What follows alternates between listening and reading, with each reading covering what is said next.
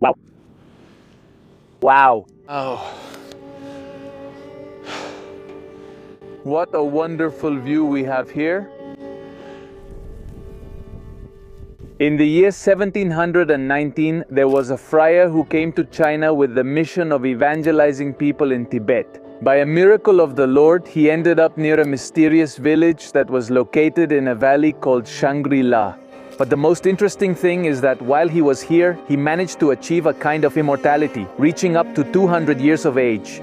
There were many explorers who went out in search of this utopian land. Many people went to Pakistan, others came to China. And I think you just need to look around us to realize that an extraordinary adventure awaits us. What a wonderful town.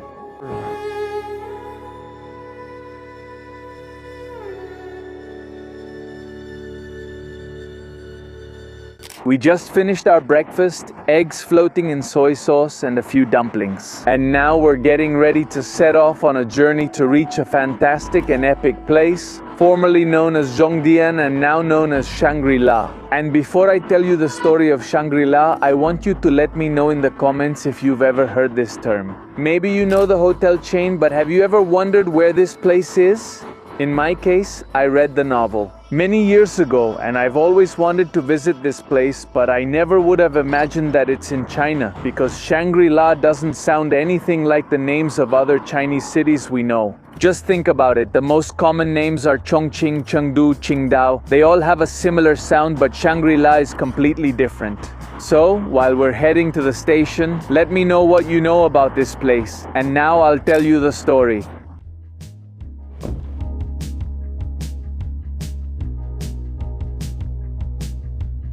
We're going to have to take a bus for about 5 hours. And on the way to the station, I'll use the trip to show you what the rest of Liyang is like, because so far we've only shown you the old town. We hadn't had the chance to walk around the rest of the city, which is most of the city because it's a relatively large city. In fact, it has about 1.2 million inhabitants and it's more or less the same size as Yishuangbana. These are the real streets of Liyang. Not everything is like the old town, but still, the old town is very big and very beautiful, and the bus station is supposed to be just up ahead. Also, walking through the streets of Liyang, I've noticed that there's a majority of ethnic minorities, if you'll pardon the redundancy. Because here, everywhere you look, there are people with very distinctive features, very different from those of the Han Chinese.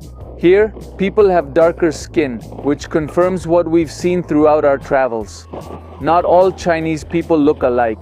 In fact, I would say that Europeans sometimes look much more alike than Chinese people look like each other. We're arriving at the bus station and look at the difference compared to the train stations. And really, buses are only used to reach remote places if you want to save a bit of money. In our case, we're going to take the bus because yesterday the girl at the hotel told us there's nothing more beautiful than the road from Liyang to Shangri-La. The views are spectacular, and that's why many people rent cars to do it, or in their case, motorcycles. Let's hope we don't regret it, because with my height of about 1.90 meters, it can get difficult. Can you get to Shangri-La from here? Yes. Is it a place? Downtown in Shangri-La? Yes, there's a place. They say there are only tickets for the 3 o'clock bus. What time is it? It's 12 o'clock. Hello, we've arrived at Shangri-La. 3 o'clock, only 3 o'clock, isn't it later? Yes, how much is the total? 3 hours, all right? How much? 61 people, that's fine, yes. Leandran Piao, well, we already have our tickets. Each ticket costs 60 wen. We didn't expect that there are only buses at 9 o'clock, 11 o'clock, and 3 o'clock. You shouldn't trust artificial intelligence 100% because when I looked up the bus schedules on ChatGPT, it said there are buses from Liyang to Shangri-La every 40 minutes operating from 7:30 a.m. to 5 o'clock p.m. Based on that, we decided to come at 12 o'clock thinking we would catch a bus. But we were wrong. The buses are at 9 o'clock, 11 o'clock, and 3 o'clock in the afternoon. And that's because just last year the train line from Liyang to Shangri-La was inaugurated. Before that, this was the only way to get there. Now that there's a train option, it's much faster to get there. In fact, it only takes about an hour and 18 minutes to cover the 139 kilometers of the railway line. Therefore, it doesn't make much sense to take the bus anymore, unless, like us, you want the full experience of seeing the road all the way to Shangri-La. But since it's such an epic place, I think you shouldn't miss the opportunity. That's why I think it's worth waiting 3 hours. After all, 3 hours more or less doesn't make much difference. The point of traveling is also to take the time to enjoy these kinds of small things. By the way, even though it's a pretty old station, of course it had to have the essential massage chair. If 3 hours of massage weren't so expensive, I would pay for it. Just look at how many rows of massage chairs they have here. Those blue ones are the old ones and these are the new ones, and I mention them because I love them. I think there's no better place to prepare a video, to read, to study, to play video games than one of those, and they're not expensive. On Taobao, you can buy some for up to 2,000 or 3,000 yuan, although I don't know about the quality. The Chinese say yifen qian yifen huo, which means you get what you pay for. He was as sad as we were because he won't be able to get on the bus. The pictographic language is present at the bus station. These are the values of the Communist Party. Wow. Look, these are the values of the Communist Party translated into the Naxi pictograms. For example, this one says freedom, Suyu. And here it is written in Naxi pictograms. I don't know how to read this. I understand that they don't have a phonetic pronunciation. Here it says Aigo, which means love for the homeland, and this is how it's written in Naxi, Chenshin, honesty. I want to see if they make sense because that's what I understand. The idea is that you can interpret the ones that are intuitive. For example, this one is the character for strength, and here there is a little stick figure, maybe lifting something heavy. That makes sense. And here it says culture, Wen Mien. I don't see much sense in it. There are the famous pictograms. If you don't know what we're referring to, we explained it yesterday. That's one of the oldest written languages in the world. It has more than 1,400 different pictograms.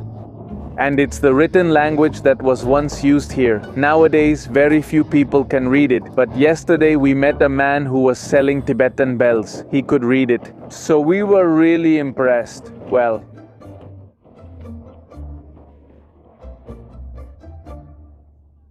and I asked them if they could read the pictograms we saw back there, and they told me there was no way. And that's something that's now reserved only for very educated people, and apparently the gentleman we met yesterday is one of them, because he could read it. And he also told us that he had to teach himself to speak Mandarin Chinese, out of necessity, when he started selling his products. But anyway, that's part of yesterday's video. If you want, I'll leave the card there so you can watch it, just so you know. Here at the bus stations, you can leave your luggage in storage, so you don't have to carry it around. And I think in most bus stations and in train stations too, you can do the same, just so you know. You have to look for this sign that says Xiaojian Jizun, which means luggage storage. Now here are the tickets. Thank you. 你属于什么少数民族？对，藏族。这边哪一个是藏族啊？那个是藏族啊。 Which minority group do you belong to? Tibetan. That one is Tibetan, right? Is that one Tibetan? Is it Imo? This bus is not like the one in Hainan, no. This bus is really different. Look, I like the little mats. This one is more rural. Yeah, it's more rural. I'd say this is the oldest thing we've seen. It's not that we're looking down on it or anything, it's just that we hardly ever see this kind of old bus anymore. Yeah, it's like what's left of old China, the China my parents traveled in, because the bullet train is just something else. And it's just that in this country, sometimes everything can feel so perfect, that a little bit of disorder and a little bit of adventure are really appreciated. They just gave the driver a breathalyzer test. I had never seen that before, but it makes me feel safe. Because a girl got on with a little wand, the man blew. They gave him the green light, and they wrote it down on a piece of paper. I think it's a good habit. And well, now our journey begins. Of 170 kilometers, it's going to last about 3 hours. Actually, between Liyang and Shangri-La, there are only 115 kilometers in a straight line. But because of the geography, you have to take several turns, so it ends up being almost double. But they say it's one of the most beautiful routes there is, and that's why we waited to take the bus.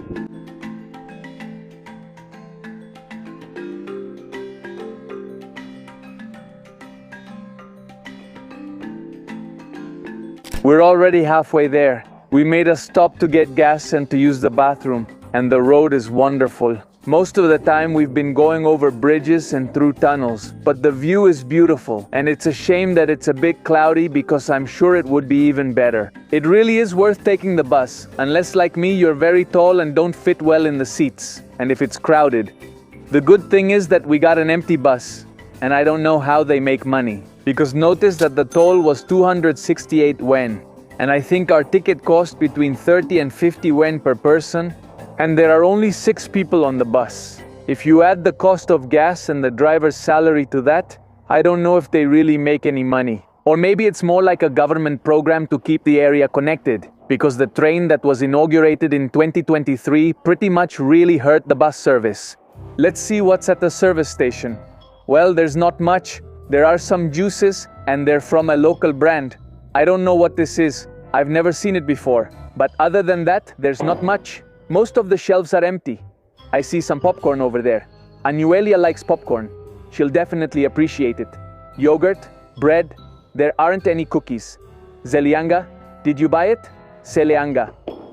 The sleeper beaches. I knew it. I knew you were going to get excited. How much is it? How much the, let's see. Do you know or not? I have nothing. Do you? Do you? Hey man, I am the people. Hello?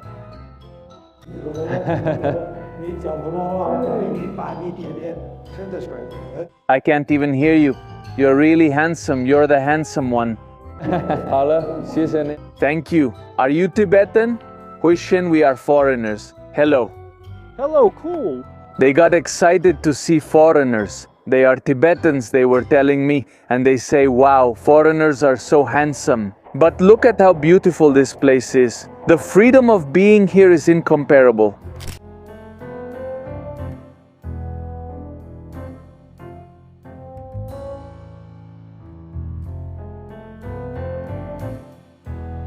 Hello? Is this Shangri-La?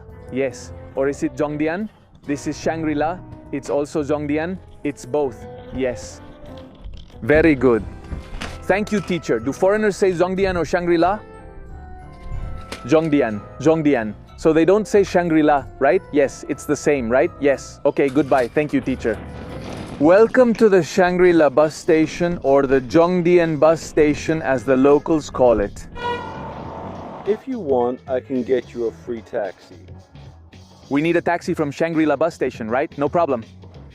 Good. Thank you. Yeah. Thank you. Thank you. Thank you. Can you speak English?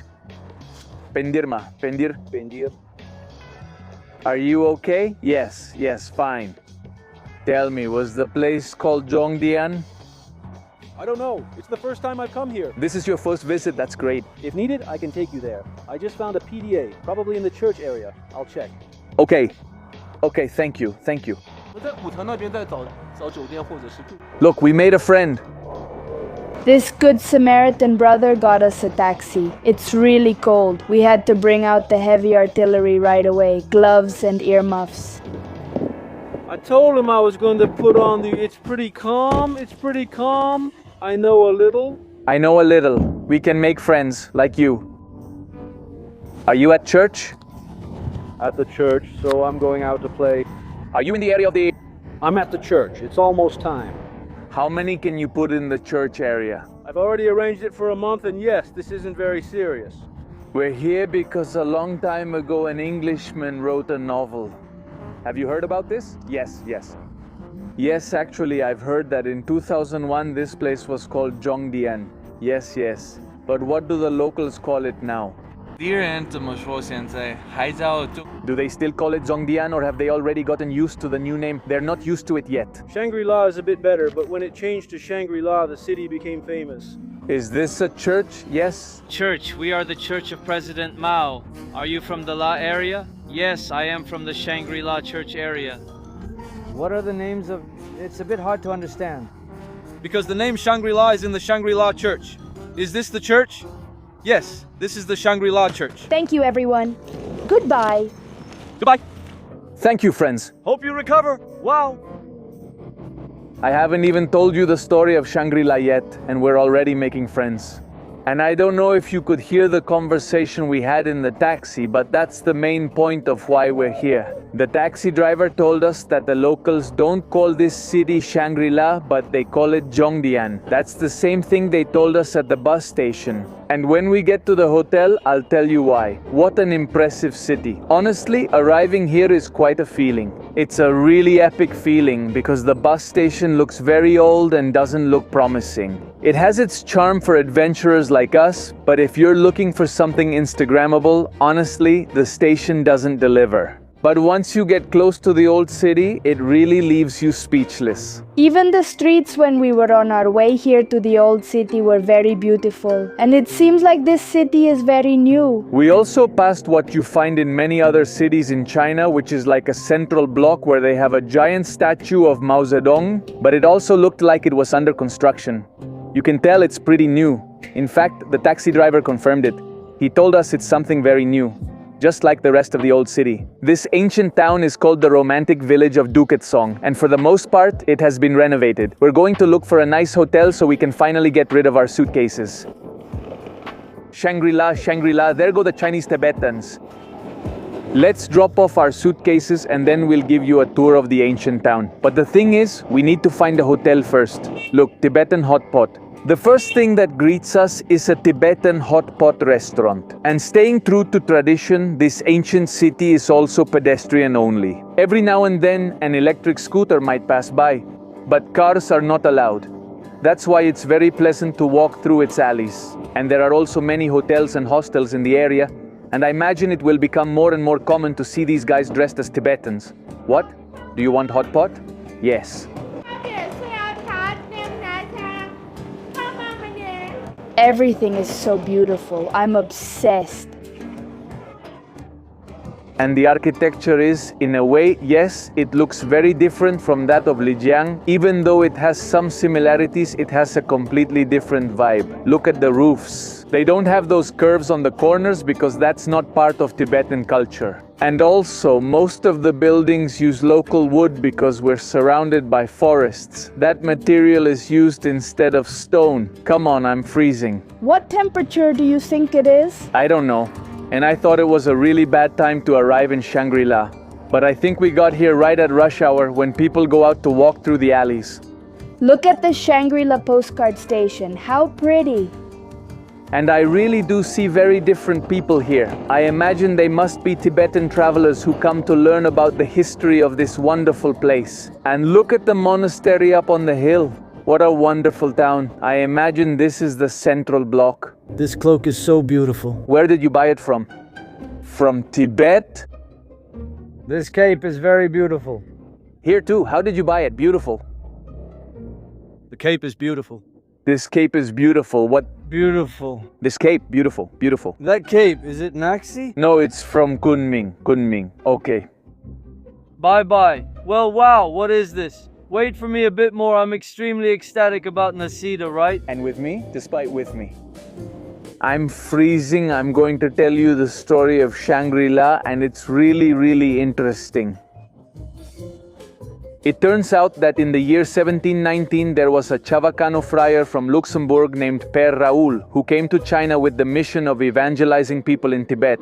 So he started an expedition from Beijing and made his way down to Lanzhou and eventually got lost on the Tibetan plateau. And this is an extreme terrain that can be very difficult, especially in winter. Perderse en la meseta Tibet. People tend to get tired quickly, and that was the case with the expedition led by Père Raoul. In fact, out of the 4 people who came with him, 3 died and he was left at the brink of death. But by a miracle of the Lord... I am from a mysterious village located in a valley called Shangri-La. China. China? You are? Yes. Where? Thank you. Thank you. Goodbye. Goodbye. Great meeting. But as I was saying, when he arrived at this place, the local Buddhists welcomed him because one of the main characteristics of their culture is being hospitable to foreigners. So, over the years, he adapted to the culture and eventually realized that he was never going to be able to go back. Both because of the weather conditions and his age, it was going to be very difficult for him to return to the West. Over time, the locals began to respect and care for him, and they became very interested in what he taught because he was a very wise person. He was a scholar. And little by little he gained followers who helped him build the monastery of his dreams, which he named Shangri-La. The purpose of this monastery was to continue his studies and adopt different doctrines from all over, from around the world, to find a way to achieve the peace and wisdom that both the local monks and he himself as a Christian friar were seeking. But the most interesting thing is that while he was here, Perrault managed to achieve a kind of immortality, living to be 200 years old. Because of this, he became a very important local legend in the Shangri-La monastery, which he himself founded, so we could say that Shangri-La was founded by a foreigner. Except for the fact that the Shangri-La I'm talking about is completely fictional. It never existed. That Shangri-La was conceived by the imagination of an English novelist named James Hilton, who in the early 1930s wrote a novel called Lost Horizon, in which he brought to life a monastery lost in the Tibetan plateau called Shangri-La, where people did not age and devoted themselves to the pursuit of peace, harmony, ceremony, and physical well-being.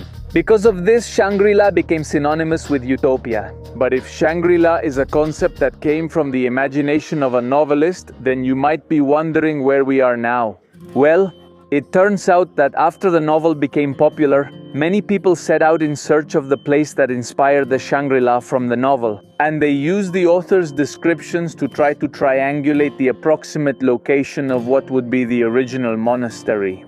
Many explorers ended up in Pakistan, others ended up in China, because, according to the author, much of the inspiration came from National Geographic articles written by a journalist named Joseph Rock, who was based in the city of Liyang and constantly explored north of Yunnan. And what was in the north of Yunnan? Precisely the city of Zhongdian, which according to the Chinese government is the one that most closely matches the novel's description. And it's very interesting because back then there were many cities in China that were fighting for the right to call themselves Shangri-La for economic reasons. Obviously what they wanted was for people to associate their city with the name from the novel, which is Shangri-La, to attract tourism and the economic benefits that come with it. But eventually the government decided that this was the most suitable place. And in 2001 the name Shangri-La was assigned to the former Zhongdian county, which caused both national and international controversy. As I mentioned before, there were other countries like Pakistan that claimed to have a greater resemblance to the Shangri-La from the novel, and domestically, many locals weren't very comfortable with it, changing the name of their hometown, the city where they grew up. For example, now that we were in the taxi, did you notice that the taxi driver told me that the locals couldn't care less about it? The name Shangri-La, and they still call it Zhongdian, and for them, that whole Shangri-La thing, they're like modern things used to attract tourists, but that doesn't mean this place is any less wonderful. And I think it's only necessary to look around us to realize what's waiting for us. An extraordinary adventure trying to discover how similar this city is to James Hilton's novel. It got dark while I was explaining. I got really passionate. It's a truly interesting story. It's as if a city in England suddenly changed its name because J.K. Rowling used it as inspiration to write Harry Potter or to describe Hogwarts. It's incredible. It's something that was born from fiction. This city, the concept of Shangri-La, was born from the idea of a foreigner. We're on our way to our hotel that we found through Trip because we don't want to spend another second carrying these suitcases in the cold wearing the wrong clothes.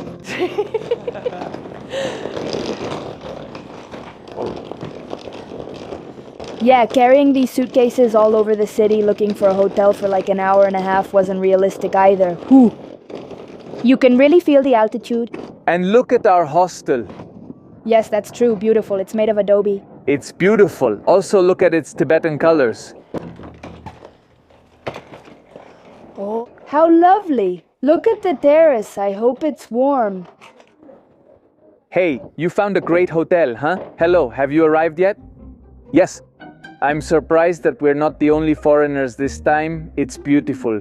Good evening, what do you want? What do you want? Good evening? Good evening. Good evening? No, just a little bit. That's quite a lot. I'm from Korea.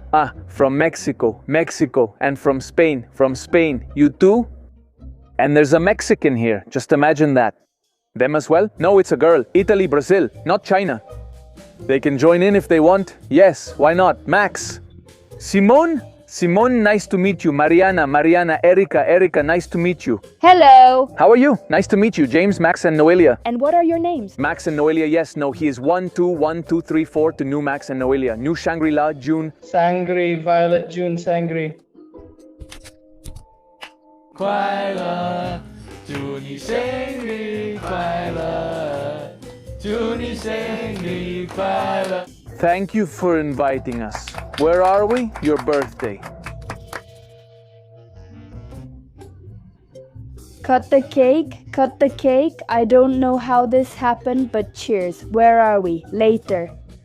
What a crazy and pleasant surprise to have found in such a remote place a group of people who understand our language.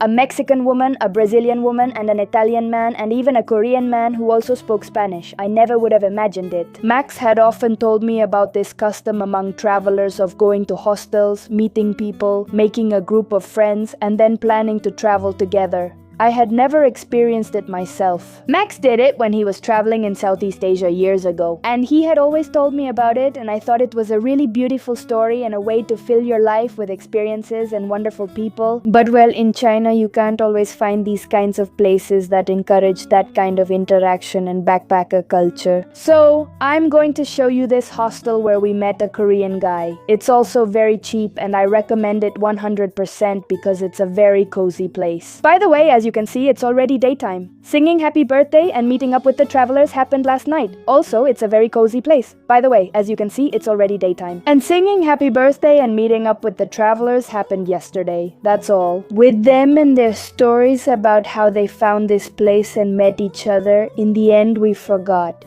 Spanish? And we suddenly woke up today in this great place with beautiful mountains. And well, this hostel is really authentic. And if you look from this terrace, it's a very unique place. The colors they use, the type of construction, the wood. I'm going to show you how it looks inside.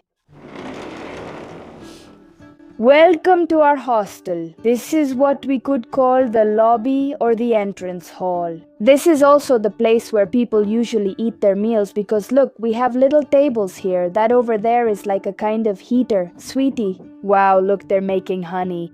Natural. Is it local honey? Honey? Yes. Also there are bees around? Yeah, in my hometown. Wow, inside the... Yes. Yes. So interesting. Look, there are birds around. Yes, in my house. Wow, inside honey. Oh, inside the stone. Yes. Stones. Wow, so interesting. In my hometown near the river, the weather... At my house, near the river. The weather is very nice. The water is in the mountains. That's great. 4 days ago, I went to my house. I took one. Really? Can you try a little bit? Yes, and with a spoon. Do you see how she's doing it? From the living room. This is the beehive. Yes. So you put it here, and what do you do next? Just a little bit of heat. You put it here, and then you take this one and put it here. In the jar? Yes. Okay. Okay. We're going to try the local honey that... So, very good. Do you know what this honey tastes like? It tastes more like maple syrup, and well... Yesterday we were sitting here with these traveler friends we made around here. Honestly, we ate really well. We had a really nice time with them. But I'm going to show you the rest of the hotel. I love how this hotel is decorated. Honestly, it has a very special vibe. It has little drawings and traditional embroidery from the area. Here we have the typical wind horses that we also see in sacred places for Tibetans. And as we already mentioned in one of our first episodes, when we went to Qinghai and to the Salt Lake, these wind horses have a mantra written on them which is Om Mani Padme Hum, and it's like a wish for peace and kindness for the world. And the idea is that these garlands with the mantras written on them are placed in high places so the wind can carry those wishes of kindness and peace. But anyway, let's keep moving forward. I'm going to show you the types of facilities they have, and in a moment I'll show you our room, which is this one over here.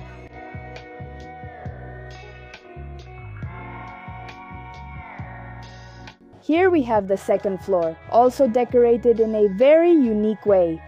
And these are the typical rooms in a hostel with several beds in a room you can share with other people. And that's often what actually encourages interaction among the people who stay in this kind of place. They also have private rooms like ours, but that's mainly because we bring a lot of things and at night we sit down to edit, so to avoid bothering the other people we have our own space. Thank you. And over here we have one of the private rooms. You can see it's decorated in a traditional style from the area. It has these little curtains embroidered with traditional handmade tapestries from here, and these rooms are very, very warm. When I go into ours in a moment, I'll show you in more detail. We have all kinds of things because it gets very, very cold at night. And well, just outside this room, we also have a very nice little terrace here that at this time of day you can really enjoy because it's not that cold. I'm telling you, I'm wearing 3 layers here and I still don't have a jacket on. Over here we also have a small swing, and here a kind of rustic sofa. And something I love is how the upper parts are painted, like between the beams.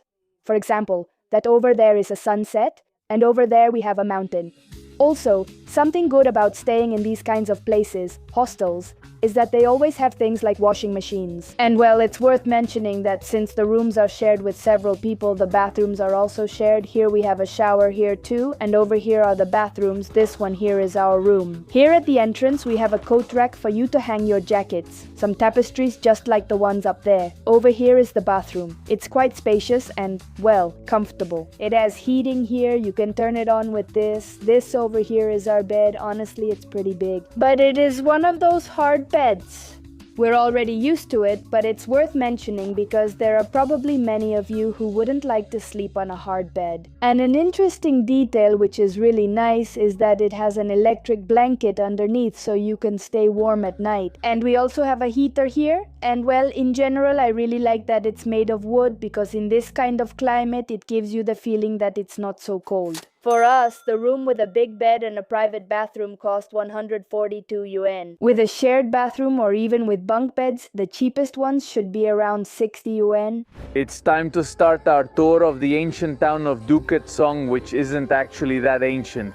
Because actually this town burned down in 2014 and they had to rebuild it. And the city's name change worked out well for them because it was a way to rebrand it, so to speak, to attract new tourists. In fact, yesterday at our Chinese friend's birthday, he told us that if you came to this place 10 years ago, everything was free. Because the local people were so excited to welcome outsiders that they were very hospitable, they would invite you into their homes, offer you lodging and food. I'm telling you, the train line only opened last year, so getting here was quite a challenge. And before the name was changed to Shangri-La, there really wasn't a reason for people to want to come to this place, which was formerly called Zhongdian. Also, the old town didn't look like it does today.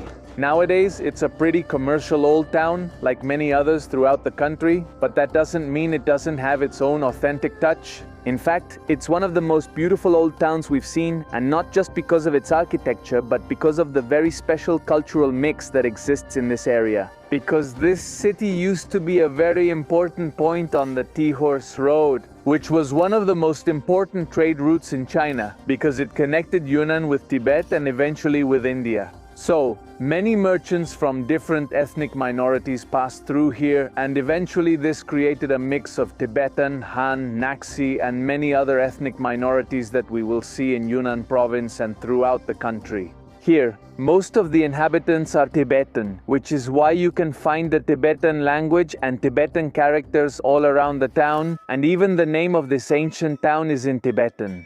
The name of this town is Duketsong, which comes from Tibetan and means City of the Moon. It is said that the largest prayer wheel in the world is also found here, and it takes the strength of many people to move it. It is supposed to be a very good omen, and we are very excited to see it.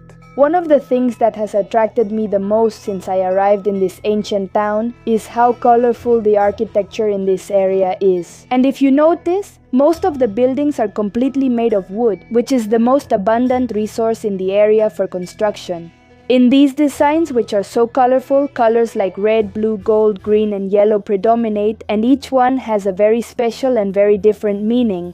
Red means protection and strength, gold represents enlightenment and spiritual wealth, and blue symbolizes the sky and infinity. You will also notice that the door frames have many ornamental details. For example, these frames and pillars are decorated with geometric designs, floral motifs, and symbolic patterns typical of Tibetan art. And the floral motifs and the embossed figures usually symbolize the connection between nature and spirituality.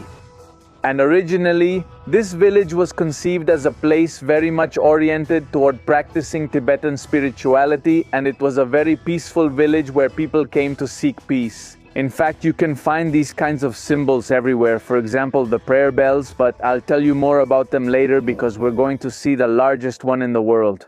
We're arriving at the main square of Duketsong, which I think is also known as Sufangye, just like the one in Liyang. This main square is where people gather to chat because it's a very beautiful place, and it's where the Lama Museum is located. The Long March of the Communist Party of China honors part of the history of the party's founding, and there are also some statues of the revolutionaries there. And today the weather is very strange because it's sunny and snowing at the same time. Yes, a little bit. It's falling like little snowflakes. Look at how many people nowadays come to visit what's known today as Shangri-La. I imagine that the name Zhongdian wasn't going to be enough to attract all these people, but ever since they changed the name, there have been a lot of tourists coming not only from China but also from abroad, looking for James Hilton's Lost Paradise. I'm sure James Hilton's mind would be blown to see what today bears the name of the Lost Paradise from his novel. Because in reality, the Shangri-La from the novel was a monastery located at the top of a gorge protected by a valley. It was a very mystical place that was very hard to reach, and it was said that once you arrived, it was almost impossible to leave. On the other hand, nowadays the city of Dongdian, or Shangri-La as it's known today, is a very well-connected place. It already has train service, buses, and even an airport, so it's very easy to get to this city. But speaking of impressive things, what do you think about these Tibetan mastiffs they have around here? Are these two your dogs? How much do they weigh? 150 kilos each. Are these Shih Tzu? Yes. Okay. How much is it? It costs 20. Okay, take one. These are the famous Tibetan Mastiffs, which are one of the oldest breeds in the world, and they're so ancient that even Marco Polo mentioned them in his travels. He said they were as big as donkeys and had the roar of a lion. These animals were used in Tibetan culture to protect herds, to guard houses, and historically they have always been guard animals. In fact, they had a big boom some years ago as luxury pets, and there were many millionaires who started buying the best puppies of this type of dog. But unfortunately, people started to realize that they are very high-maintenance animals, that they can be very expensive and also very troublesome to keep. Just imagine the amount of fur they must shed, which is why they ended up abandoned. This is the big brother, that's his name tag, and that one is called Lao Lao Hei, which means the old black one. What breed is that? He has amazing eyes. Oh, what a big mouth. These dogs used to cost even hundreds of thousands of yuan and were a very important status symbol in this country and also abroad. In fact, my dad wanted to have one once. But in the end, we came to the conclusion that it's better to have them in their natural habitat because even where we live, you don't have the right temperature for them to stay cool. But anyway, they're giant, noble, and it's really nice to find them here, to be able to take a picture with that amazing background we have behind us. See you, my dear friend. Thanks for the photo. This is where you have to come to get your photo printed. Look, they have their computer and their printer. They're awesome, really awesome. Also look, here it shows the date and says that we're at 3,300 meters in Shangri-La, Yunnan. No, I'm really excited. What's going on? And I hadn't realized it until we took the photo with the dog in the background, that wonderful view we had behind us, which is known as Gishan Square. In fact, that prayer wheel you see back there is the largest prayer wheel in the world. It's 25 meters tall. But going back to the references from the novel, this could look a little more similar to the Shangri-La monastery, and since the year 2001, when this city was designated as Shangri-La, this square has become much more important. And it was here that the Museum of the Long March of the Red Army was established, which was the Communist Army. And the Long March is one of the most important events in the history of modern communism. Well, let's go up, Nekfi. Look at how different the clothing is. Now that we've been traveling around China, you've been able to see different outfits depending on the place we visit. I want you to notice how here the clothing is mostly influenced by Tibetan fashion, and it's designed to withstand the cold. This is going to be a tough climb. Remember that we're at 3,300 meters above sea level, and here it really starts to take its toll. You go up a few steps and you're out of breath, and you have to be careful with altitude sickness because the more you push yourself, the more likely you are to have complications. And here I do see the usefulness of those oxygen cans they sell in stores. Hey, does it feel like this in Toluca or not? No. Hello? Are you tired? As I was going up, I was really surprised to realize that the temples here are not Tibetan temples. In fact, over there we already have a statue of Confucius because of the strong influence that Confucianism has on Chinese culture. And taking into account that we are in Shangri-La, which is mainly influenced by Tibetan culture, you might wonder why the temples here are not exclusively Tibetan. And that's because this Gishan Square was conceived as a cultural and public space, not focused on religion. And besides, the Tibetans already have the Songtsanglin temple very close by, which is just 5 kilometers from here. And that's the one that meets the religious needs of the local people. As for what we're going to find here in Guishan, it's more like a cultural space, so to speak. And that's why we have the statue of Confucius here, because look, people also come here to pay tribute to him. And there are also QR codes through which you can make donations, take an incense stick, and light it for Confucius. Take an incense stick and light it for Confucius. She brought her oxygen can and told me, no, yes, it's helping me because I was already getting a headache. Does this work? It doesn't work. It doesn't work. Just don't feel too bad. Yeah, because I felt really bad. What you don't know is that we're from Toluca. No, Mom, though we're from Toluca, I'm really feeling it. I mean, I run out of oxygen faster. Oh, look how beautiful the dresses are. Wow. Well, there it is. How much does it cost? More than $1. Damn. How are you? Good, good. And you? Ella es local y ya está acostumbrada, dice. Good. And get to exercising, kid. We've arrived. I'm suffocating. I'm suffocating. This is the temple of the great Buddha. In English, it would be called the Big Buddha Temple. And it has 3 floors, but it has been destroyed and rebuilt several times. And unlike the ones we found down there with Confucius, this one is actually a Tibetan temple.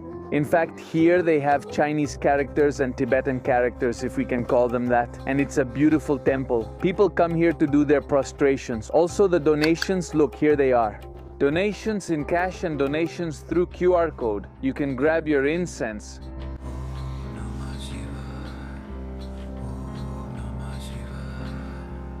We finally arrived at the largest prayer wheel in the world. And even though it doesn't look like it from this camera angle, it's 21 meters tall and weighs 60 tons. And because of its size, it takes the strength of many people to turn it.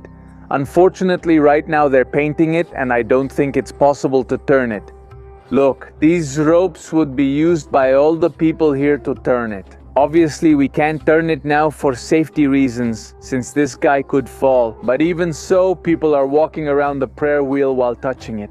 And we have everyone from monks to regular people doing it. Aunties, are you Tibetan? How do you say hello? Isn't hello demo? Then how do you say hello? Thank you.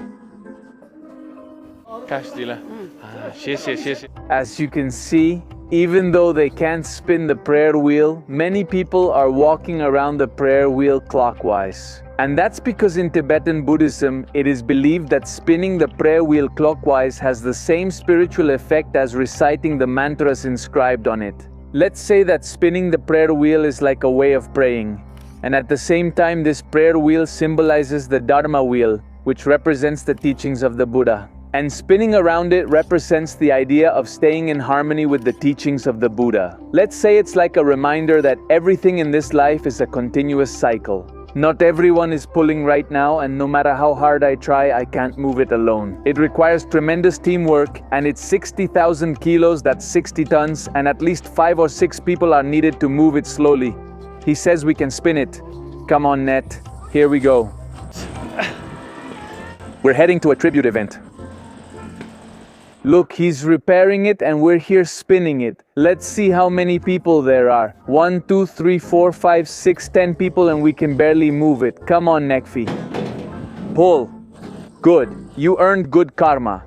And well, I'm sure there are many people like me who don't know, but the swastika has nothing to do with the meaning it was given in the West. In fact, this symbol has more than 5,000 years of history and is a symbol of good fortune in many cultures, especially in Chinese and Tibetan cultures. So you're going to find it everywhere, but it has no relation to what it was associated with in the West. This is the mystical Tibetan swastika. Wow. Pull it, but pull hard. You have to purify your karma. Go on, help. These are the typical Tibetan outfits that are much warmer. They were made with yak hair, which is very warm. The hats are also kind of like those from the Wild West.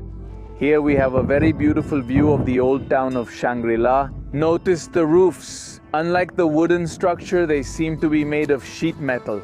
And I really like standing here because above us we have the wind horses and we can also hear the bells that are constantly ringing. Adding the sound of the flags and the wind, it's something extremely relaxing, and I'm not surprised that this place has been seen as a blessed place or as such a spiritual place. Ancient Shangri-La. In the fountain, there are some statues that show what daily life was like for the locals. From the Tibetan dog, which was the main pet and the protector of the family, to the traditional way of washing clothes in the rivers, like this lady we have here. Look, that hat is really epic. I wanted to ask her what it was, but I didn't quite dare. The thing is, when you're here, you can't really tell who's dressed authentically. I mean, who's a local and who is just wearing the clothes for the photo. Because honestly, a lot of locals walk by wearing clothes very similar to the ones they rent. Notice the wide variety of clothes available. There are a lot of different outfits, from the simplest ones, which are probably for summer, to the more covered ones, which, could it be for a wedding? It's probably for a wedding. It's beautiful. Are you the mother of the... Yes. Does this cape have 7 layers? Yes. Which layer? This is the cape, the chair. Look, here you can see part of the local architecture, that these buildings are made of stone, unlike the wooden ones over there. Now we're heading to the White Chicken Temple, also known as the White Hen Temple, which was recommended at the hostel. It's a bit far from the old town, but it's supposed to be the best place to watch the sunset, if there even is one, because it's a bit cloudy and it's threatening to snow. The thing is, you have to climb quite a bit to get there, and at 3,300 meters, the climb really feels tough. And I did some research, and the impact of the altitude is that there's much less oxygen and the atmospheric pressure is higher. That means when you fill your lungs with air, the concentration of oxygen in them is much lower and you get out of breath. So you have to be careful due to altitude sickness risk, but the walk is beautiful. Hi, how are you? Has this cape been sold? Yes. Because we are foreigners. Yes. Now we know where we can buy this. Yes. Do you know where the walk is? So you have to go up, right? Yes. Don't you feel tired here? Yes. Because it's 3,000 meters. 3,000 meters, I stopped after 5 minutes of walking. It's very hard. Do you have to reach the top? Yes. Are you a foreigner? Yes, I am. Did you see him carrying his suitcase on his back? Did you record it? He was kind of meditating, yes? I don't know, Rick. I'm not so sure about it. Hi, how's the hike? Yeah, we're already starting to regret it. It's not very far. It's about a 30-minute climb. And I was wondering why no one comes here with such a beautiful view that's starting to show. But now I see why. Every step feels like a stone. We're running out of oxygen, but the view is promising. Just look back there, all of Kuching or the whole old town, and I imagine that from the top the sunset will look even better. It must be spectacular, and that's why it's highly recommended. It's like a destination that most tourists don't visit. At least not on foot. No, I can't imagine climbing this every day just to pray. What do you think, Nekfi? Help me out. Keep going, Nekfi, come on. It will be worth it. On the way we came across a Tibetan tomb. Or at least I think it's a Tibetan tomb. And they look like the ones we found in Hutu 1. Although I find these very beautiful, because of the guardian dragons, the elephant symbol. And it's also divided into 2 compartments. It's probably a family mausoleum. Look, there's another one down here. Well, we're finally arriving, and just look at the view behind us. I don't know if you can see the number of wind horses hanging there. There are so many that it even looks like a camping tent or something like that. What a privilege it is to be able to walk among these flags. I wonder if anyone can come and put them up, or if it's only the monks, because here they have some stairs that I imagine you can use to go up and see the view, for those who hang them. I don't know if it's allowed. Let's translate the sign. I thought this was like a warning not to go up, but no, it's the opposite. It says, please hang your prayer flags here. This is the platform, so you can go up and hang them from above. Let's see how it looks from up there. I imagine that from the top we'll have a spectacular view of the city, and well, this is the platform that's here solely and exclusively for hanging the flags. And wow. Wow. What a wonderful view we have here.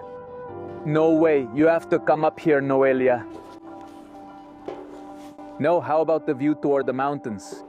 Right behind Noelia, we have the largest prayer wheel in the world. And at our feet, the mythical and legendary city of Shangri, which is only comparable to the famous lost city of Atlantis. And with all those that have originated in the imagination of human beings. But what's interesting is that this city, which was born in the mind of an author, eventually came to life as what you see behind us, making it one of the most fascinating stories, not only in this country, but in the entire world. And since we're here, let me tell you that these prayer flags, or wind horses in Tibetan, are known as langta and are arranged in pyramid shapes, because they try to emulate a mountain or a stupa, which is a very important Buddhist monument, and this carries a symbolism of elevation.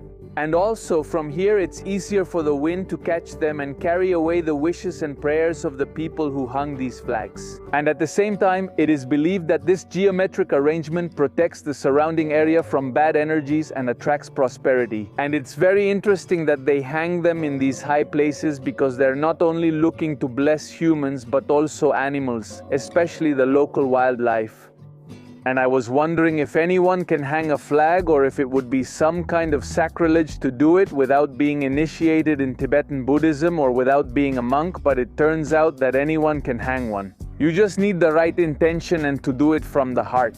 If you do it just for fun or just for the photo, nothing will happen to you either. But in their eyes it doesn't count, and in theory you wouldn't receive those blessings. If I had known, I would have brought mine, because I think there wouldn't be a more beautiful act than being here with Noelia and being able to hang a flag in a place as special as Shangri-La, or previously Yongdian. I think next time we'll come better prepared. The only thing to keep in mind is that it's recommended not to hang them on just any day.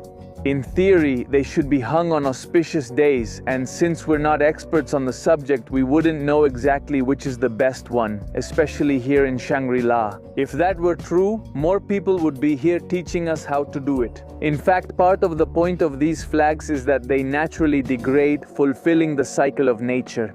They believe that nothing in this life or in this universe lasts forever. Everything degrades, everything goes through cycles, and the same thing happens with the wind horses we're seeing here. I don't know how long it takes for them to degrade, but I think it's a very beautiful philosophy. In fact, over there are several flags that seem to have fallen on their own and have been lying there for a long time. They must be the oldest ones. Look how they're unraveling. Yeah, look, these are already really worn out. No, Mom, I love these places. It's such a beautiful view. Yeah, it's like a mythical forest. Exactly. This is what you imagine when you think of Shangri-La. Why isn't this temple more famous? Look, there's not a single person here. Look at the entrance of the temple. Everything is covered with flags. They used every tree here to hang their wind horses. And here there are even some colorful ones. I think these are the incense burning ovens. And what could these graves be?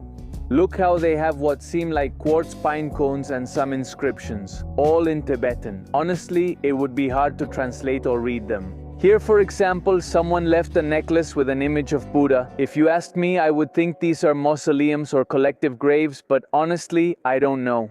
Notice that about 5 minutes ago I started hearing chickens clucking, and I was like, is it my imagination? But no, there's a rooster here. There it is, living in the temple. And look, there are chickens too. I hear one over here and another one over there. Oh, they're in the trees. Have you ever seen chickens in trees? This temple is really full of roosters. All I see are roosters in the trees.